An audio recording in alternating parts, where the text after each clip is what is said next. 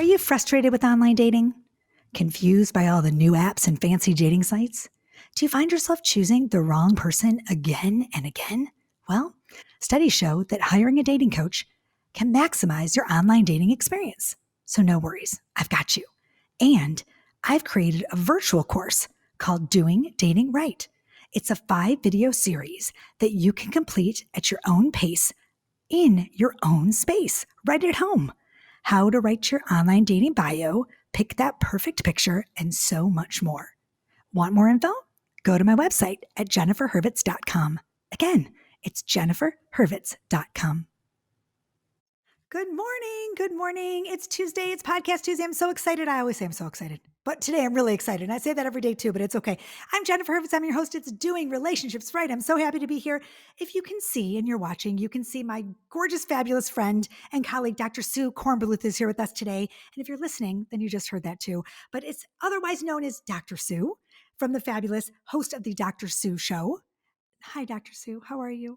Hi, Jennifer. How are you today? I'm so happy to be with you. I mean, your energy just radiates through my body right now, and it makes me happy, and I'm smiling. I'm just so glad you're here. It's actually Monday morning, even though the show is going up Tuesday, and I'm like, it's Monday. I'm so tired, but then I see your face too, and I'm like, this is awesome.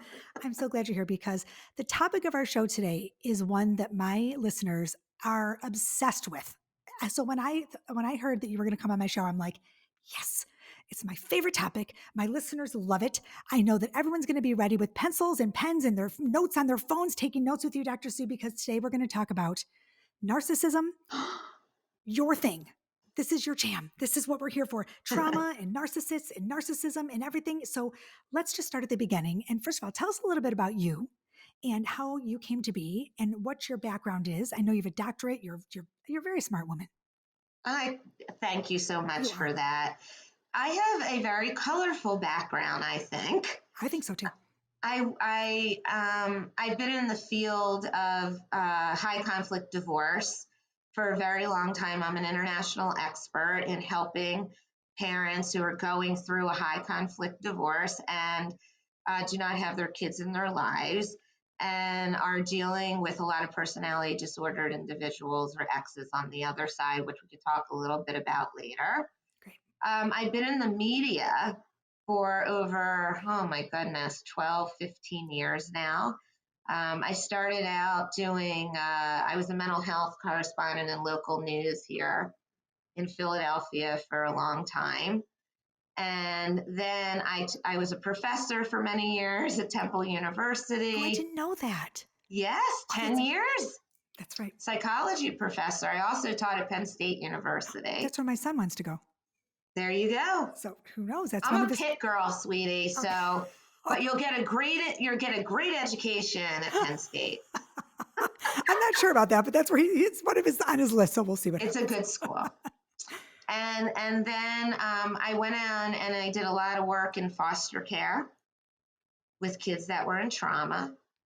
And then I decided that after teaching for a while, I wanted to move into more of a practice, but I don't practice like a typical psychologist does because I'm very much more interested in giving people solutions and action plans and ways to grow into the kind of person that they want to be in the conflictual circumstances that they are in. And I believe, but I'm glad I have a psychology background in it. So I also have a radio show. It's called the Dr. Sue Show here in Philadelphia. It's on WWDB 860 AM Talk Radio. I've been doing that for 3 years. And I have a TV show, the Dr. Sue Show.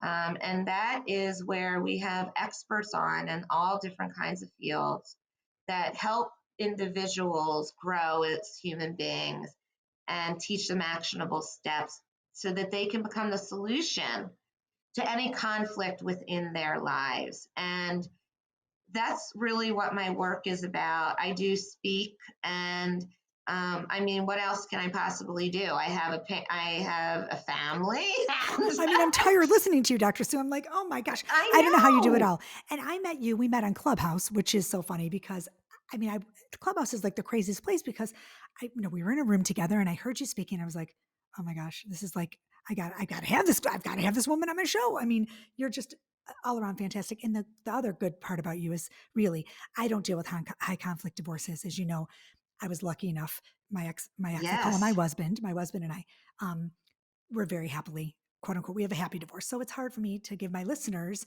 I like to have people on that know how to handle high conflict divorce because very, very many people, lots of people have had situations different than mine. So it's nice to have you to be able to answer some questions for my listeners.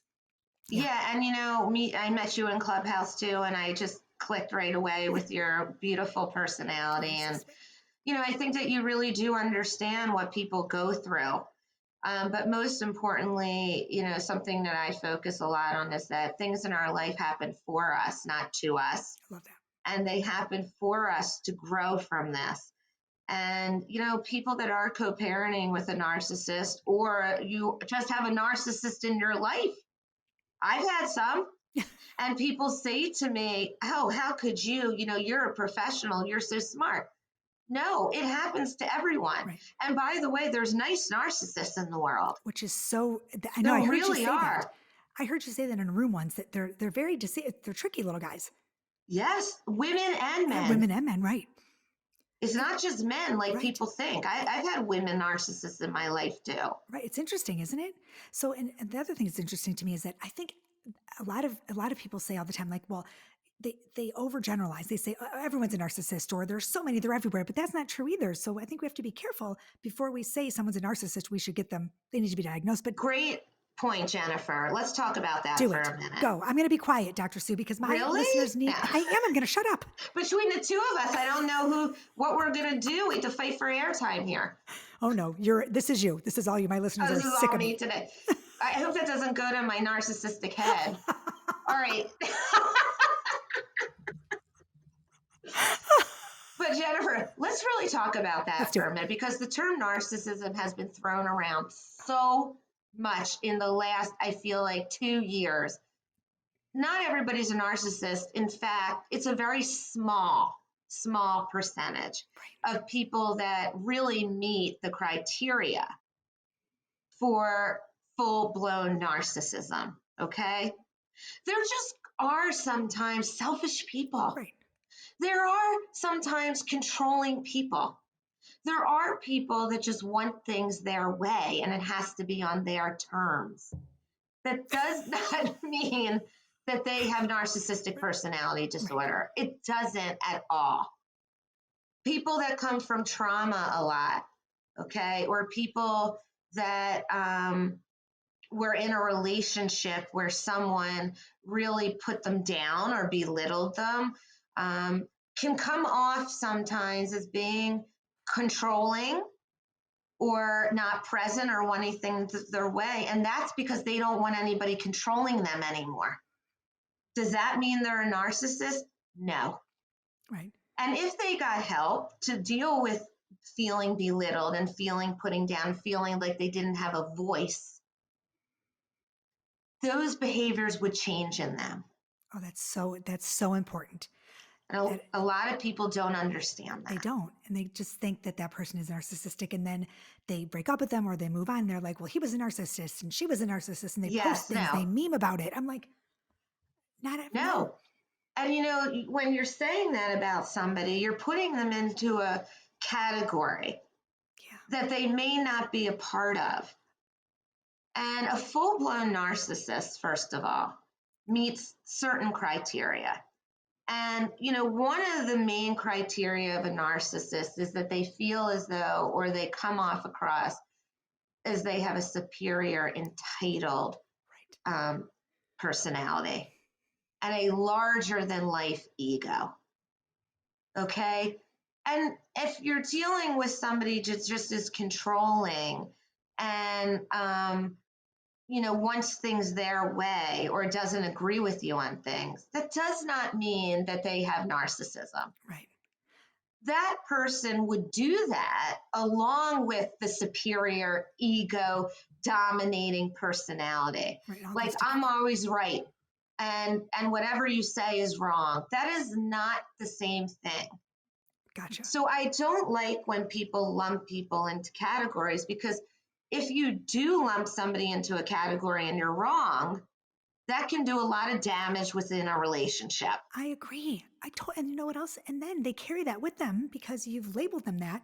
And if let's say you're just dating and you break up, and then they carry that on, and then someone else hears in the community or whatever, she was dating a narcissist, but you don't know. It's so damaging, don't you think? It's really damaging. It can be very damaging to your relationships if you put somebody in a box. Yeah, gosh. Without really knowing if they do have a disorder or not. Anything. I think we use this term so much because it's much easier to blame someone else and point a finger at somebody when you can't look at yourself. Am I going to get in trouble for that? But that really is the bottom line. I agree, 100%. Absolutely. It's easier Instead of saying, I did something wrong in this relationship and so did this other person, and we need to look at this together and sit down and look at why we continue to have conflict within this relationship. Right. Like take accountability for both Take sides. some accountability for your role in what happened. Absolutely. Because I think now there are people that have come from being raised by narcissistic parents and may have some narcissistic tendencies.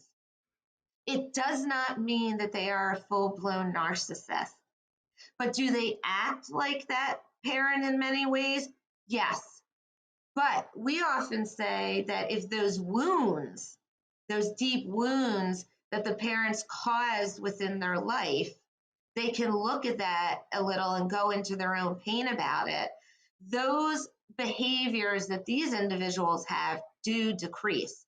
It's the fear of going into that pain and not looking at themselves that they continue to live a life of maybe cutting off people who they can't handle, or not being able to engage in confrontation because it scares them too much.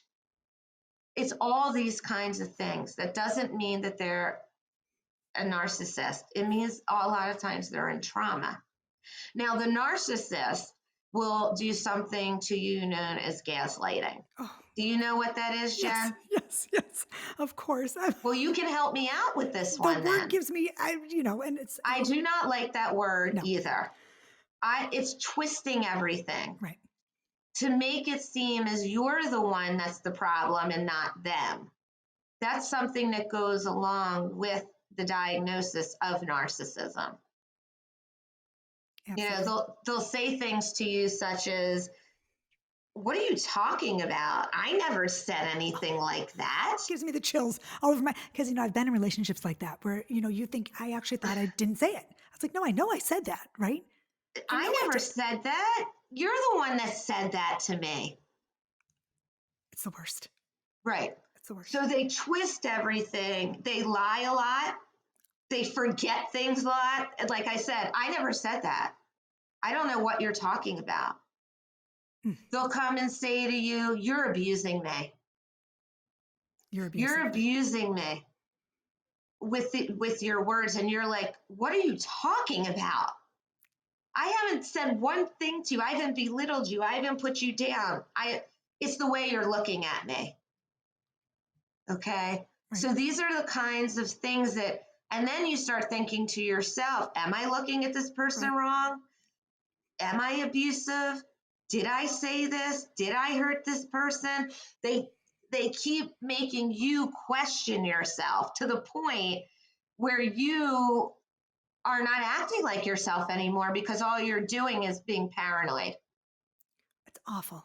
That's what gaslighting is. Right. That's a great, thank you for clarifying that, because I think people don't even understand what gaslighting is. A lot of people, they think that it's just, that was a great description. It was perfect. Spot on. Thank you for that. Can I ask you a question, Dr. Things Sue? very easy. You are. Can I ask a question? Do you think that, I've always wondered this, do you think that narcissism is hereditary, genetic, or no? Different, but I mean. That's a great question. I don't think it's genetic. I think it can be inherited by the environment in which you were raised in. Okay. So if you have been raised by two parents that have narcissistic traits, Mm-hmm. you have a very high percentage of coming out and developing that kind of personality because that's the environment that you were raised in. Right. All right. So yes, it's a generational pattern is Okay. what I believe. Okay. And of course, if you're raised by somebody that has been diagnosed as that, that's who you're being raised by. So that's the qualities that they're teaching you. Right. It's all about me. I need to get my needs met first before anybody else's needs. That is the narcissistic number one personality trait, that I come before anybody else. I come before my children. I come before my spouse. I am number one. And if my needs are not met first, then nobody else's needs are getting met. Wow. So if you see this behavior in your child or is there a way to nip that in the bud early, or is there? People ask that all the Do they? time. Because I'm thinking to myself, I wonder, because I have people in my life that I think have children that were either look a little bit that they're like their parents. I don't know. None of it's not my business anyway. But I always think to myself, I wonder if they could have changed it. If they could have, if they. It's difficult. It's difficult Okay. because if the parent who is parenting in that way and has that diagnosis, it's very difficult for a child to come out differently than what their parent is if that's the primary parent that's raising them. Right. But let's say you have a narcissistic parent and then you have another parent that isn't. Although many times, Jennifer, narcissistic parents find other people that have similar diagnoses, not narcissists, but maybe borderline or dependent or other things like that. Why do you think that is? Well, because they attract those people in their life because they're very in the beginning, they're very charming. Yes. The love bombing. They love you. They love bomb you. People don't like that word either, but it is true. Like they become obsessed with you in the beginning. Yeah, they do. And they're so enamored by you and then you feed into that and you're sucked into that. And narcissists also attract very caring people. Yeah, why? Isn't that sad? Because I'm so, Yeah. I remember that just personally, but I had this boyfriend who was clearly, he was diagnosed actually, but I didn't know. And afterwards, he was the love bombing, and this is earlier before, but. And Let's tell everyone what love bombing is. Yes, please, would you give an example? Because I think it's important. But let me just get back to your question for a minute. It's very difficult if you're raised by two parents that have some personality tendencies to not have some of the same ones. Okay. Period. End. No matter what it is. That's the quick answer on that. Yeah. No matter what it is. Do you think it is? I mean, with anything, right? I mean, I know that I have anxiety and depression, so I know that is genetic, right? My boys are both of them have, and they say, thanks, Mom. That's right. I come from two. My mother is very anxiety ridden. I mean, I have anxiety. I've had to work on that over the year. We all have some genetic inheritance, right? But not these personality disorders. Okay. It comes from a wound in your childhood where you were not recognized as being good enough. You didn't feel as though your parents were there for you. Okay. Or they put you up on a pedestal so much. You're the golden child. Right. And so that's how you're going to live out the rest of your life. But if you look back into true narcissistic personality disordered people, you will see that kind of parenting that led to this. Okay, so I have to ask another question. So if you did put your kid, made that golden child, you have two kids and one of them is a golden child, you put that kid on a pedestal and you see that they're having narcissistic tendencies. Can you change it at this point? Let's say he's 18 years old and you've done this his whole life and you've made him the star. The parent that's doing that to them will never see it. They can't see past their own self. But what if they said to you, I think I made my kid a narcissist? They're probably not a narcissist. Awesome. Okay. That's what I needed to hear. That's what I needed to hear. Okay. Because I have listeners that if anybody's asking that, they're probably not a narcissist. Okay, good. I'm so happy. That made my whole day because I'm like, because the narcissist is not out there waving a flag saying, I'm a narcissist. Take me to the right. Take me to Dr. Sue. I'm a narcissist.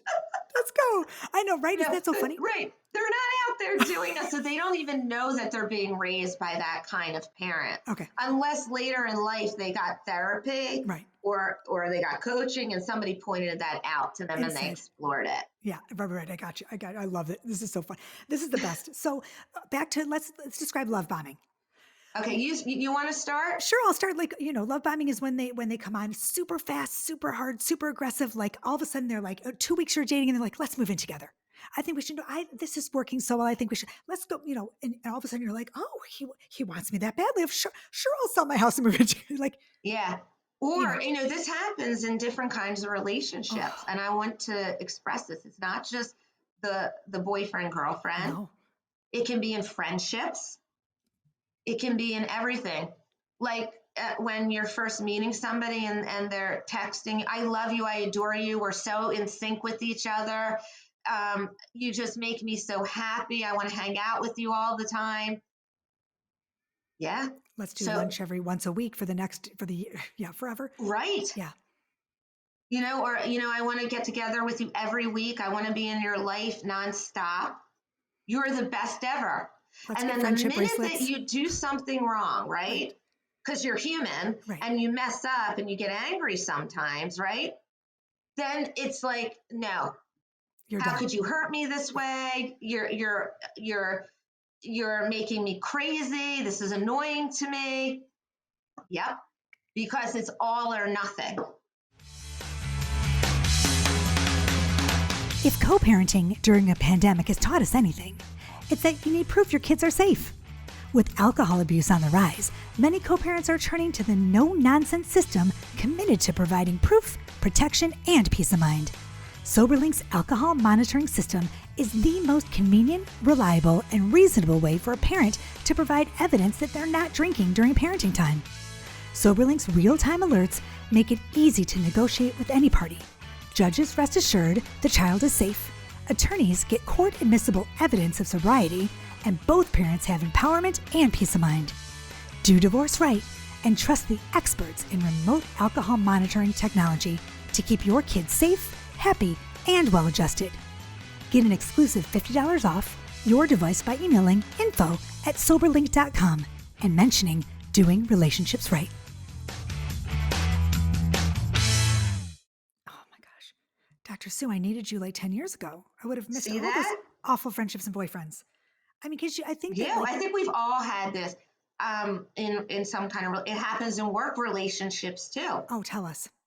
Yes. So you can have somebody that's working for you that just like idolizes you, thinks you're the greatest thing in the world. I had this.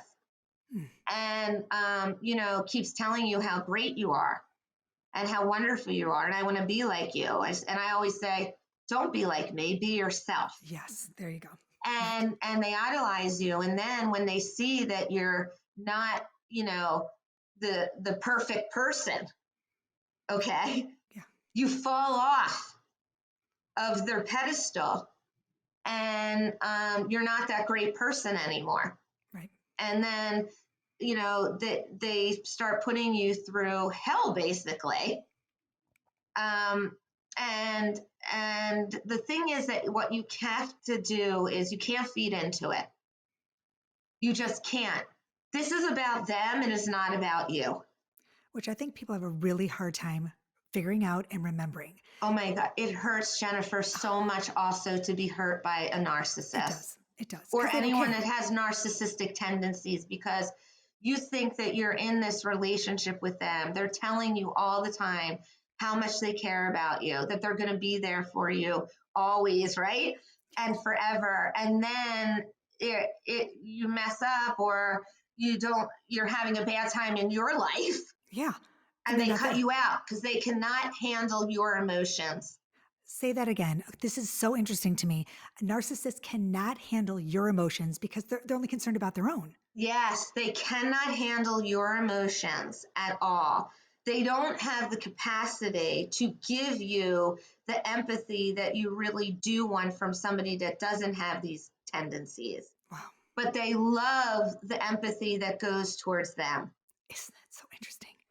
It's Yeah, all but they're so interesting. incapable. They can give it maybe a little bit, but not to the capacity that you would need from someone.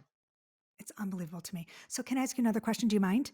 No, keep What are asking some me. things, what are some things that we can do if we think or we feel that we're with someone that in a relationship or a marriage that we feel like we're maybe with someone that has narcissistic tendencies or is there something some tips, something we can do, something is like I feel like if you're married to a narcissist, like, I feel like you should work on your marriage. I always say work on your marriage before you Mhm. you don't want to pull the plug so early, but like, what are some things that you see the signs, a narcissist is going to be like, I'm going to therapy, right? They never go to They never go to therapy. therapy, never, no matter what. So I guess this is a kind of crazy question, but like, how long do you work on that relationship with them, or do you just leave? So no, that's a really good question, because some people would say just get rid of your narcissist, just leave, just move on. But people are in relationships, married for Yeah, and living with a narcissist for 20, 30 years right, at right, this point. How do you survive really a narcissist? right. Oh, Okay, that's going to be a good and title. you know what? Sometimes you can't get rid of people in your life that have these tendencies. I agree. So you have to make a choice in how you're going to live with it. What first, the first thing you have to know is that you're not going to win an argument Mm, with a narcissist. And here's the biggest tip that I give everyone: you cannot change a narcissist. You cannot change somebody that has personality disorder tendencies, okay? But you can change the way that you react to them. yes, I love that. That is the best tip that I can give anywhere at any time. You are not going to change that person. Stop wasting your energy on that. Change the way that you react to them. So if and you've been with this person for a long time and you recognize that they are going to come at you, and say things to you that you don't make you feel so good, it is perfectly fine for you to say openly and use your voice and say to that person, what you just said to me did not make me feel very good. Could you please, keep that in mind next time? Now, does that mean they're going to keep doing it? Sure, they're going to keep doing it, but you're using your voice to say it's not okay with you. And I think that's where you could step into your power with that. Yep. Okay. The other thing that you don't want to do is really engage in the back and forth conflict Right. that the narcissist is bringing up. They love Okay. that. They They're love when you doing engage. that because they want drama, they They feed love on it. that, Yes. and they want it. But even in a relationship or in a marriage that you're in, and you want to stay in it, look, people have choices, right? If you want to stay in this, you can stay in this, but protect yourself a little bit. So when you're in a conversation like that with someone that is coming at, just say, I'm not participating in this conversation with you anymore until you can calm down, or you can talk to me with respect. And you end it there and you don't keep engaging in that conversation. Right. And narcissists, they love it. They love when you engage They because love it it feeds them. It feeds them and they want it. constantly. It's very interesting. And they Sometimes, want more and more and more yes, of that. yes. My partner, my boyfriend is very good at he just, that's it, with his ex. So he just shuts it down Yeah. and he won't even, and I always thought to myself, God, I can't believe it. He's like I can't believe he won't stand up for himself. I can't believe, I told you this before. I can't believe, I felt like he was just such a big baby about it. Like, why doesn't he say something to her? But you know what? He was right. You told me he was right. Disengage. And he does, like, You're standing up for yourself when you are disengaging. I never realized how important that is because he really does. He doesn't text back. He doesn't get into her crap. He just shuts down. And it's the most powerful thing.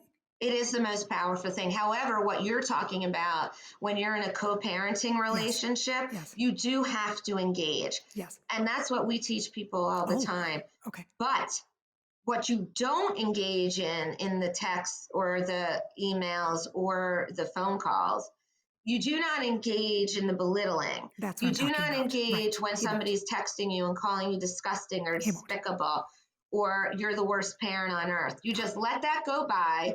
You don't respond to it, even though it's eating you up inside. That's what they want. And you just stick to what is at hand with the children. Yep. And, you know, sometimes you can say, I'm sorry you feel that way. Have a great day. That's it. That's it. Yeah. I'm sorry that. Yeah. I'm sorry you feel that way. You're entitled to your opinion. Have a great day. Done. And you don't engage back and forth in it all day long. Yeah. Because they love when you engage. Well, that's what they want. Yeah. It's unbelievable. They need that in their life to feel important. They love drama. And they love drama. They love to dominate because that's how they feel important, because inside their self-esteem is as big as the period at the end of a sentence, not even that big. Yeah, we just say so. That is another very. But Jennifer, sometimes it really is just two people not hearing each other, right? Not listening to each other, and people slap that diagnosis on. I hate that, Dr. Sue. Not okay. I agree. I hate that. I can't sit. Or they go to Google and they Google narcissist and they say, "Oh, he's got or she's got 5 out of the 6, whatever. She must be a narcissist." And I'm like, "Stop doing that. No, Google is not a doctor." That person could just feel as though you're not hearing me. Right. You want everything on your terms, the way you want it. You won't slow down a second to hear my feelings. And if we could just do this together and hear each other and validate each other and acknowledge what we're feeling, our relationships would be so much healthier. And I have to tell you, it's very true, because my partner and I, we both have that. We both have that exact same personality you're describing. And neither of us are narcissists, but we both have that. We both like to be right. We both would talk fast. We both want to, and it doesn't mean we are narcissists. No. So I always say to myself, you know, like, thank God for people like you that say that out loud, because it could also be that you're in a relationship with somebody that is triggering old trauma in you. I agree. He is. Okay.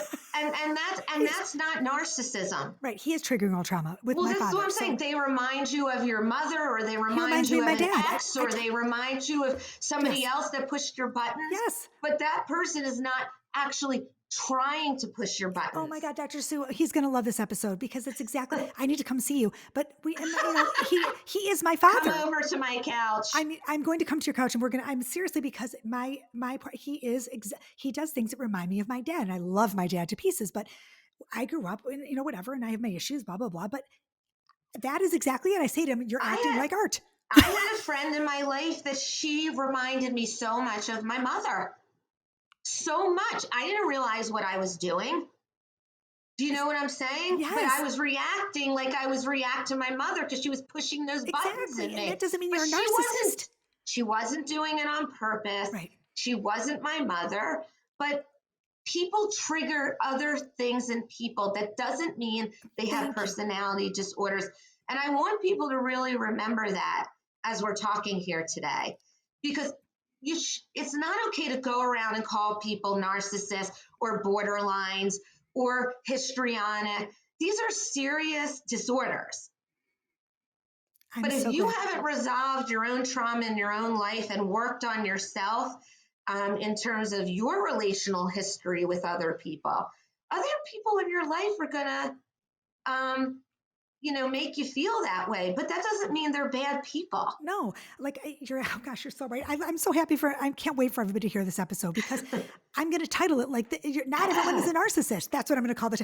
This is a great episode. And I feel like it is we should call it Not Everybody's a Narcissist. I'm going to, Dr. Sue. Everybody who's listening to this, you're going to know, because you're going to see the title, and that's what it is.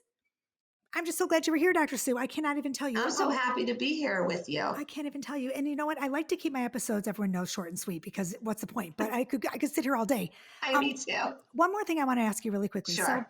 So with the co-parenting, any more tips? You gave some great tips, but I mean, really the big one is that we, Here, I'll give a couple really fast co-parenting tips, because this is a hot topic too now. Yes, it is. Yes, it sure is.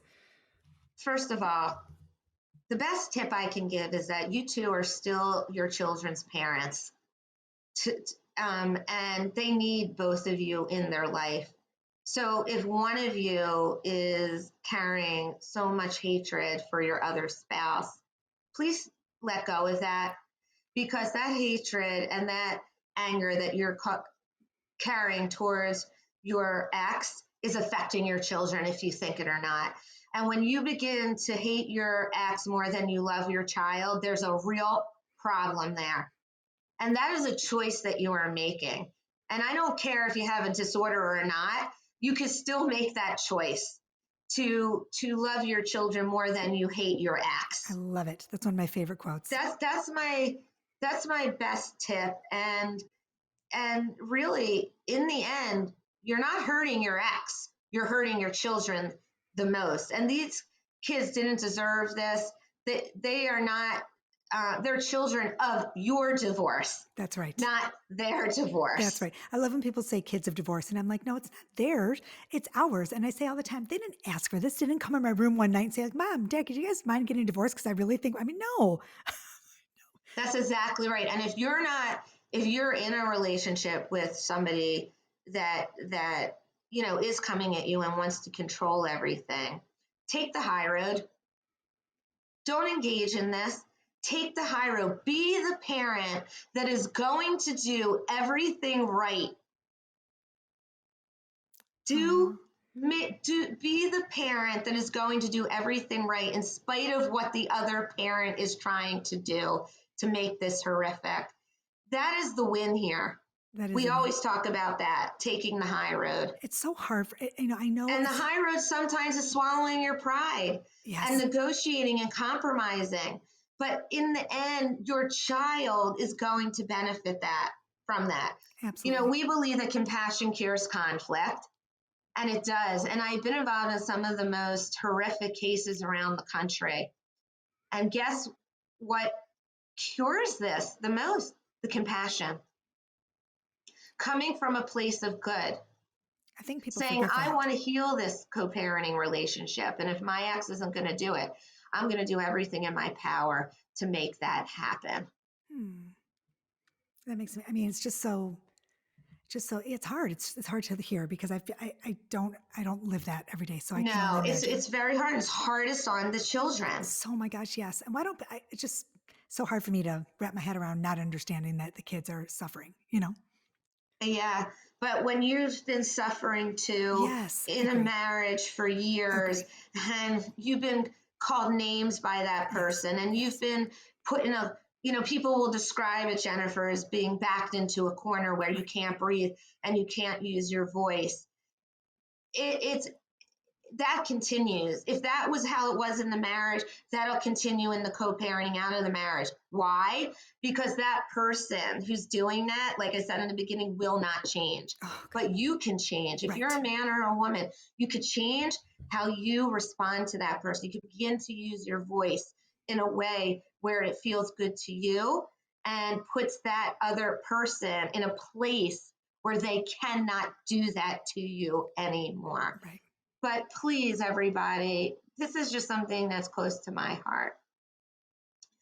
If you've been through that with somebody, and it often, Jennifer, deters a lot of people from getting close to other people in their life that are good, loving people.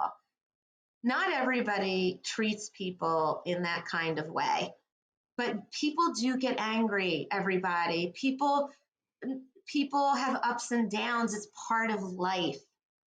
That doesn't mean that they are a narcissist or a borderline or anything like that. Take a chance. Don't run from every relationship that makes you feel like the one that you are in that were toxic, because I've seen that too much. And people have, because they think people meet these criteria or they're narcissists or they're labeling good people. I agree with you. So these things, and they could have a really good relationship with other people if they break through their fear and allow themselves to manage the conflict in relationships, because all relationships, even healthy relationships, have ups and downs. Absolutely. All relationships take work. And this is doing relationships right, Dr. Sue. I know. That's And why. that's why I just said that, because that's how you do a relationship right. You don't run. No. You sit down and you work it through. Yes. Yes, absolutely. And, I didn't do so much work. I woulda, coulda, shoulda. That's my book, and lots of people don't like the word should, but I feel like I really should have done a little bit more work. And my ex-husband and I both feel the same. Yes. We did not do enough work. We thought we did. We thought, oh, we gave it the good old college try. But looking back now, woulda, coulda, shoulda. So that's why I always say to my Well, you're listeners, brave for saying that. oh, thank you. Yeah, we both, we're best friends now, and it probably took our divorce to put us here. But we say all the time, we wish we would have done a little bit more work. We both hold ourselves accountable for the mistakes we made. But but you know what? Now you do, and that's the same thing with any relationship. Yeah. If two people can hold themselves accountable for That's the way right. that they acted towards each other, almost all relationships will survive if that happens. Yeah. So now we have a great. It's when one person relationship. takes responsibility and the other person takes none. Right. Well, that's a serious problem. Everyone needs to own up to their That's a serious problem. serious problem. Because Absolutely. nobody's perfect. Nobody is perfect. That's right. And anybody that thinks they are. Forgiveness, when you can't forgive someone and they apologize to you, that's a problem too. I mean, a serious problem. And that's not you, everybody, because people ask me this all the time. Dr. Sue, why won't they forgive me? I said, well, what have you done so far? Have you reached out to them? Have you sent a letter? Have you had compassion for them? That's what I ask. And they say, yes, I've done all of that.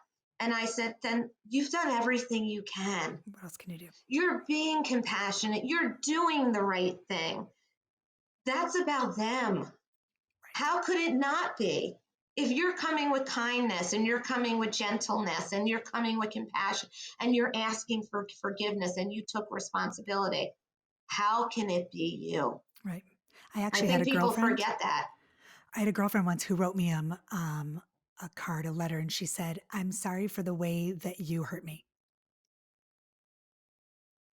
Okay, that is all about them. Right. I was like, because we had a falling out and we didn't speak for a while, and the card actually said, "I'm so sorry. I forgive you for the way that you wronged me." Oh my God. And well, and how did you respond to that? I didn't.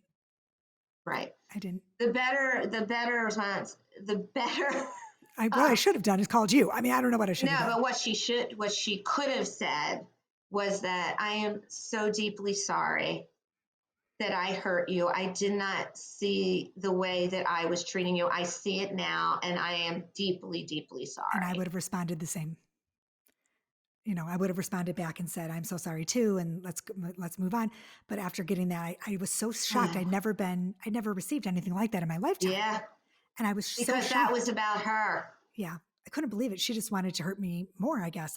She wanted to hurt you more. Yeah. I never had ever felt so bad about myself at that point. Or this one, right? If I hurt you, I'm sorry. If I hurt you. Right.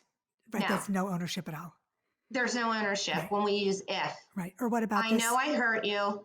I am so sorry. Right. Can you please forgive me? Right. What about this when people say, I'm sorry, but I'm sorry, but that's not I'm sorry. I'm glad we're having this talk. You can use whatever you want from this interview, but this is important. Use it all. Okay. We use it all. Dr. Sue, we're using it all. All. We hardly edit anything. This is also important, and I'm glad we're talking about this. Yeah. What you just said, say it again. I said, my kids, I tell them all the time, it's not an apology if there's a but following it. I'm sorry, but. Absolutely not. Because when you use the but, the apology goes out the door because you're making an excuse. Right. When you're apologizing to somebody and you want forgiveness, there can be not any excuses. The letter should be all ownership of what you did. Now, if there comes a time and you two can meet up again and you can sit down and have a conversation where both people actually come to the table, that is a time where you can explore and say, you weren't the only one that got hurt here. I got hurt here too. Yes, I'm so hurt. And let's stop hurting each other, right. Okay? I mean, I was floored. I was like, oh well, my gosh. That tells me a lot about who that person is. Right. I was excited to see the card. I was like, oh my gosh. And I couldn't believe it, and then I opened it. I was like, wow. had no word. I didn't even know. I cried. I was like, this person. It's hard. Friendships are hard. You know, we invest a lot in them. And when they don't work out, you don't know what to do sometimes. But time does heal a lot of things too. I agree. And where you are doesn't mean the other person is necessarily there too. And you could be ready to move forward and they're not. So it's a lot of things. But if you get an apology from anyone and it says, but, that's not a real apology. That's right. It just isn't. Nope, it isn't. I tell my kids that all the time. No buts. I'm sorry. That's it. So yeah. Well, Dr. Sue, this has been amazing. And I just want to ask so where do people find you? Can you see people outside of where you are or no? I see people all over the world. Awesome. So where can people find you? Just come see me at www.drsueandyou.com. That is DRSUEANDYOU.com. And I am all over Facebook, social media. You can find me. Well, we're going to put everything in the show notes so everyone can find you easily in the show notes. So perfect. And I'm just so grateful that you were here today to share all of your wisdom, because this was great. I feel like we were just two girlfriends talking. That's how I like it. That's how I like it too. And I think you're doing great work. Oh, thank you. And we gave out a lot of good tips today. We did. You don't have to struggle like this, everybody. No, you don't. Even if you really are in a relationship with a full-blown narcissist, you still can live a positive life. But it starts with working on yourself. Everything that is positive in our own life goes through us. And doing the work within first. I agree. We'll use that for your soundbite, Dr. Sue. There you go. I just love you. I adore you. I'm just so glad you're here today. And everybody, listeners, you know where to find me.